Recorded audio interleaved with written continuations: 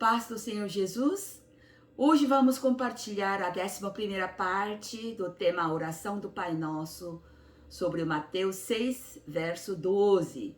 E perdoa-nos as nossas dívidas, assim como nós perdoamos aos nossos devedores. Este verso tem sido um dos mais controvertidos na oração do Pai Nosso, em razão de muitos o interpretarem da seguinte maneira: perdoa-nos as nossas dívidas quando e se perdoamos os nossos devedores. O que parece implicar que o perdão de Deus estaria condicionado ao nosso próprio perdão para com o nosso próximo. Mas o perdão de Deus, assim como seu amor, é algo a ser ganho sem méritos pessoais.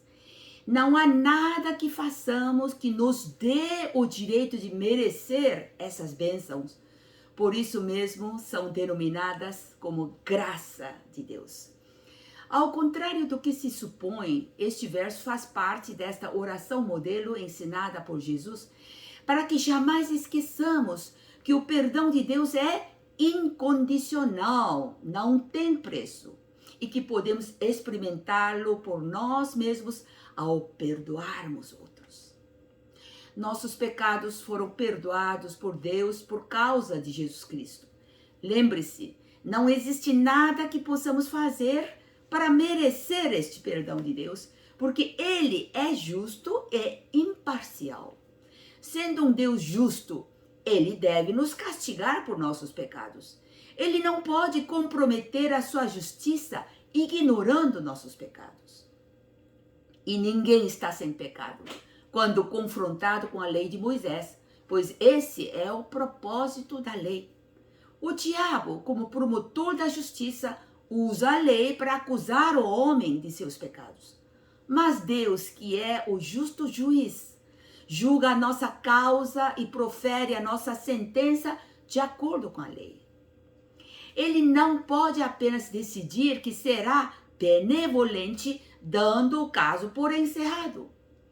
Quando vemos a nós mesmos como pecadores, do banco dos réus, acusados pelo diabo por causa dos nossos pecados, que estão claramente descritos na lei, podemos fazer ideia do que era a condição e o destino do homem antes que Jesus viesse.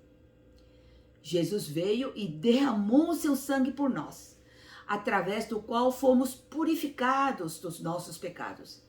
Ele não desprezou a lei nem negociou com o diabo. Muito menos transgrediu a perfeita justiça de Deus, mas, de uma vez por todas, livrou-nos de nossos pecados para sempre. Agora o diabo já não tem como projetar suas denúncias e incriminações contra nós. Para avaliar a grandeza e profundidade desse acontecimento, é necessário que entendamos também o que Jesus fez por nós.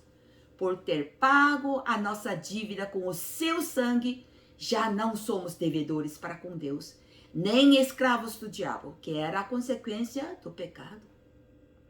Por causa de Jesus, Deus, por sua vez, queimou a nota promissória de nossos pecados, a atadura de nossas dívidas.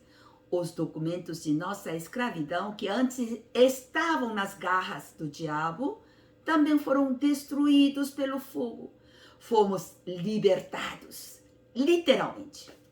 Em Apocalipse 12, versículo 10 diz: e ouvi uma grande voz no céu que dizia: agora é chegada a salvação, aí a força e o reino do nosso Deus e o poder do seu Cristo. Porque já o acusador de nossos irmãos é derrubado, o qual diante do nosso Deus os acusava de dia e de noite.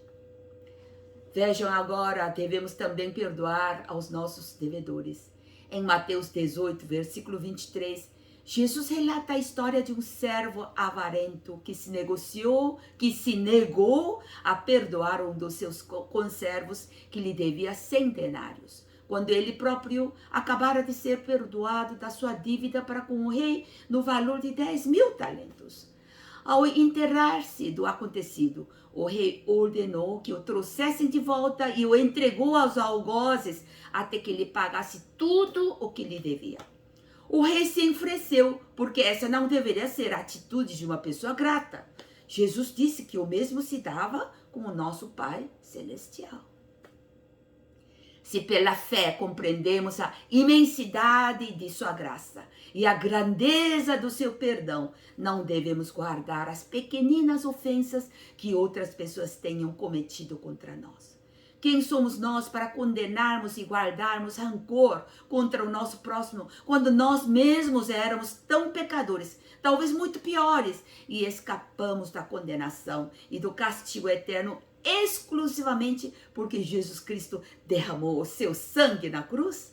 Nada neste mundo será suficiente para expiar os nossos pecados. Nenhum montante de riquezas, nenhum peso de boas obras, nem mesmo a nossa própria vida seria capaz de livrar-nos dessas dívidas e da condenação da escravidão ao diabo. Quando encontramos dificuldade em perdoar alguém que nos haja ofendido, isto pode ser uma indicação de que não podemos avaliar completamente a grandeza do perdão de Deus e a obra de Jesus Cristo. O grau em que estejamos dispostos a perdoar o nosso próximo será o barômetro de nosso reconhecimento pelo perdão recebido de Deus. E o relacionamento que temos com o nosso próximo será o espelho do nosso relacionamento com Deus. No tempo do Antigo Testamento, o povo de Israel não havia recebido nenhuma instrução ou mandamento para perdoar o próximo. Tudo o que procurava fazer era cumprir a lei de Moisés para que pudesse ser reconhecido como justo perante Deus. Mas todos nós sabemos que não existe um modo sequer de nos tornarmos justos por nós mesmos. Na verdade, estamos conscientes de que, de fato, é normal ter fraquezas e imperfeições e que somente através de Jesus Cristo podemos nos tornar perfeitos. Por que então queremos que os outros não tenham falha alguma? Por essa razão mesma, Jesus disse em João 13, versículo 34, um novo mandamento vos dou, que vos ameis uns aos outros, como eu vos amei a vós, que também vós uns aos outros vos ameis. Jesus sabia que, quando avaliássemos a grandeza do seu amor por nós, seríamos então capazes de amar outros. Ele sabia que, quando reconhecêssemos a imensidão do perdão de Deus, seríamos incapazes de guardar rancores e dívidas mesquinhas contra o nosso próximo. E acima de tudo isso, ele sabia que somente depois de restaurado o nosso relacionamento com o nosso próximo, as boas novas do perdão de Deus poderiam ser passadas adiante. Essas boas novas são como uma dinamite, prontas para explodir.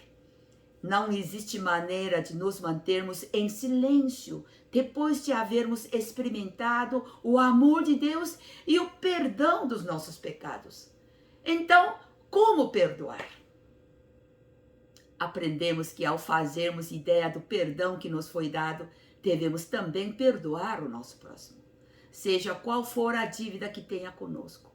Da mesma forma, somente ao perdoar outros poderemos experimentar realmente e apreciar o perdão do Pai. Mas a pergunta é, como podemos efetuar isso? Como se perdoa a dívida de alguém? Não é tão simples assim.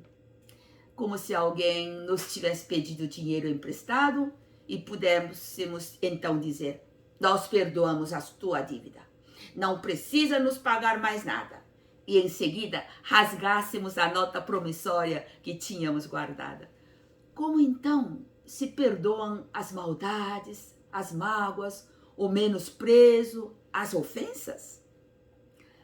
Isso é possível através da reconciliação unilateral, porque Deus mesmo nos reconciliou unilateralmente consigo através de Jesus Cristo, sendo nós ainda pecadores.